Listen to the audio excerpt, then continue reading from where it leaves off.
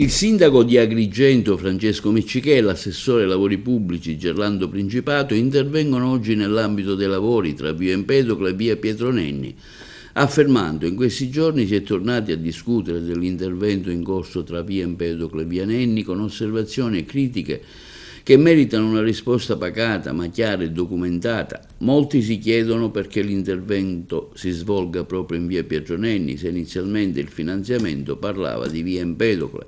È una domanda legittima, ma la risposta è semplice. Il progetto finanziato dalla Regione Siciliana, oggetto di richiesta già nel 22, interessa l'intera area compresa tra la via Empedocle e la via Nenni fino all'ingresso della ferrovia.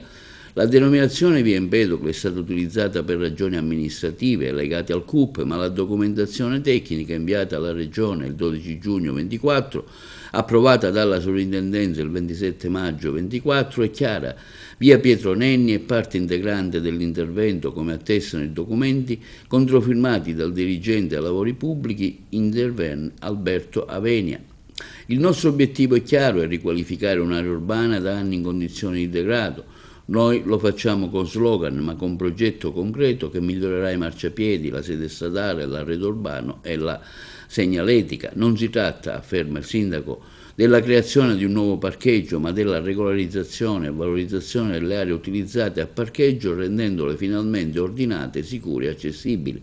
L'intervento interessa complessivamente 7.400 metri quadrati e prevede 4.700 metri quadrati di sede stradale con un nuovo manto, asfalto e segnaletica, 1.300 metri quadrati di marciapiedi rifatti con materiali di pregio come la pietra di Modica, 1.700 metri quadrati destinati a apparcamento regolarizzato pari al 23,6% dell'intervento. Si tratta, continua il sindaco, di una riqualificazione sobria, significativa, pensata per migliorare la mobilità urbana, la qualità dello spazio pubblico. Qualcuno ha sollevato dubbi sulla presenza del parcheggio multipiano in zona. È bene chiarire che l'intervento non riguarda quella struttura che resta fruibile, ma interessa le aree esterne, i marciapiedi, le piazzole e le strade che oggi non dispongono di segnaletica né di una adeguata accessibilità.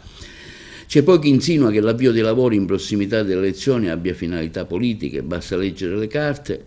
L'idea nasce nel 22 come la richiesta di finanziamento alla Regione. La Sovrintendenza ha espresso il parere positivo nel maggio 2024. Non c'è nulla da nascondere, conclude il sindaco, né da mascherare. L'unico intento è quello di riqualificare un pezzo importante del nostro centro storico, restituendo sicuro, accessibile e decoroso ai cittadini.